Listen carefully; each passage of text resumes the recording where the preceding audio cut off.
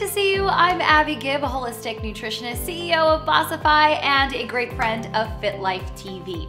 Well, food is fuel, right? On the surface, that is a statement that pretty much all of us can get behind. Food does fuel our workouts, it fuels our everyday lives, but for some people, certain foods may actually drag them down rather than pump them up. And those foods have nothing to do with your stomach. We're talking about things like headaches and migraines and skin rashes, acne, joint pain, mood changes, low energy, runny noses, hives, itchy eyes. What? Yeah, you're thinking all that stuff is like allergies, right? Or I just always get tired after lunch. Well, when in fact, it's actually a food that you may be allergic to, and chances are you've been eating it for a while. Well, the solution? Great question, and that's what I'm here to talk about.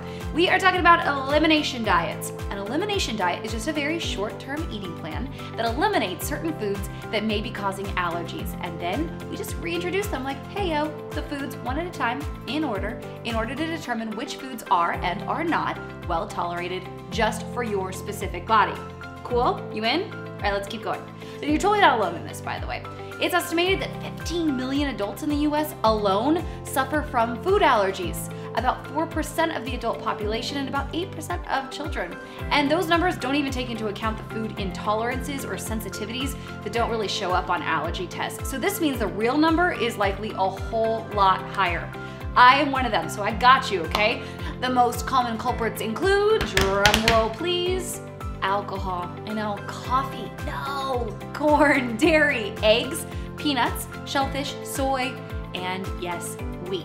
Okay, eliminate the usual suspects for 23 days. That's how this diet works. Why 23 days? Well, antibodies, which are the proteins that your immune system makes when it reacts to foods, take around 21 to 23 days to turn over. So if you don't quit things that you're actually sensitive to for that exact amount of time, you won't really get the full effect of eliminating them. Does that make sense? Yeah, and booze, why they? Eliminating alcohol is partly for the detox factor of your body, but alcohol also has a lot of sugar, and that helps things like yeast and harmful bacteria in your gut thrive. So when you eliminate alcohol, you may feel better because you've actually changed the flora that's in your gut that's critical to keeping you healthy and also keeping that flat belly. Okay, now seriously, after I just eliminated a bunch of your favorite stuff, you're like, Abs, what am I really supposed to eat? Okay, let's talk about that. 30% of your day is going to be clean proteins. We're talking organic, hormone-free, grass-fed, happy, lean, beef, chicken, wild fish, shellfish, that's all fine. About 70% is gonna be your vegetables, legumes like beans and lentils, and then you can add in some gluten-free grains like quinoa and rice. Also, by the way, having an Organifi complete protein smoothie every single morning, definitely gonna help. All right, so your next question is gonna be, how do I reintroduce foods the right way, right? You've done the 21 to 23 days.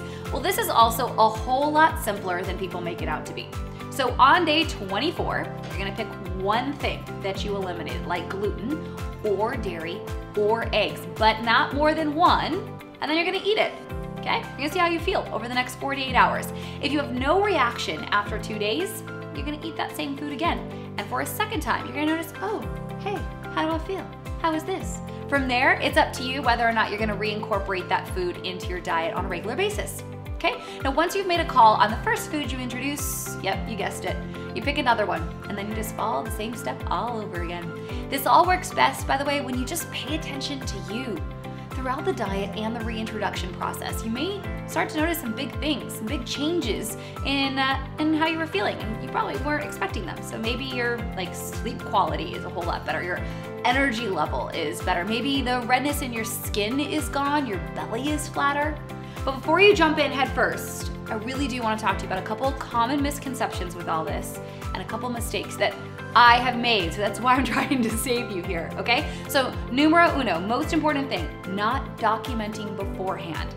You've got to be able to determine your baseline. So before starting, you need to keep a food and symptom diary for about a week. It's gonna help to identify patterns between those eating habits and those symptoms, right? And that's gonna help to make any of the decisions about what you're going to try to cut out.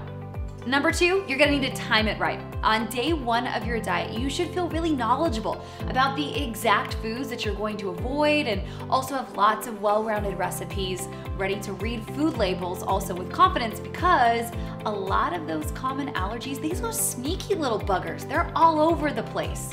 So in terms of picking an actual day to start, you're gonna choose a time when you know that you will easily have complete control over what you do and you don't eat. So vacation time, probably not the best time to start this. And number 3, avoid making simultaneous lifestyle changes. This is super big. I made this mistake myself. So for example, if you start taking probiotics at the same time you eliminate eggs, well, it's hard to know if you're feeling differently because of this supplement or because of the elimination, right? So that's it.